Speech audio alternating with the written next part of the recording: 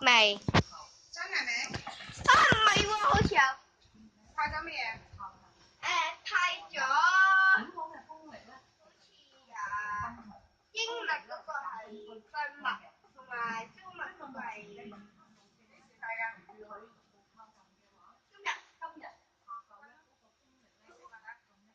嚇？未講喎。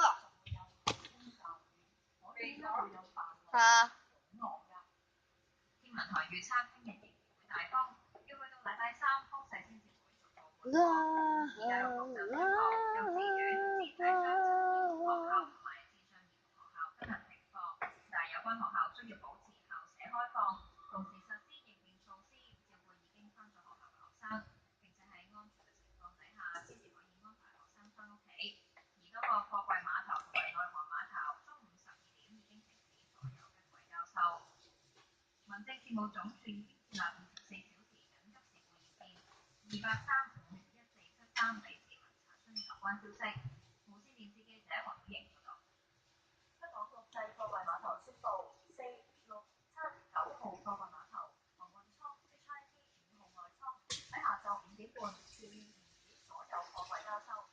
而亞洲貨櫃碼頭即係8號西貨櫃碼頭下晝5點半會暫停重櫃交收。3號貨櫃碼頭亦都會喺下晝5點半暫停重櫃交收。颱風海鷗掠過菲律賓之後進入南海，預計星期2喺海南同埋廣東沿海一帶登陸。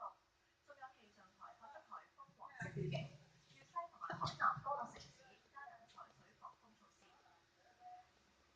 受颱風海鷗影響，喺南山沙市近日開始出現持續陣雨天氣，當局已經通知漁民回航避風。工業部門對永興樓嘅工業設施進行全面檢查同加固。喺海口，上個星期6開始，當地已經啟動颱風1級應急響應，多咗民眾到街市買餸儲糧。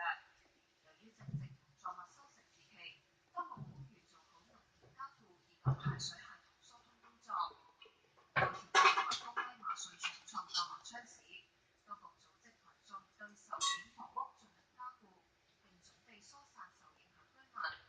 3項及海事部門24小時監控颱風動向，做好水庫及海上船隻嘅防風工作。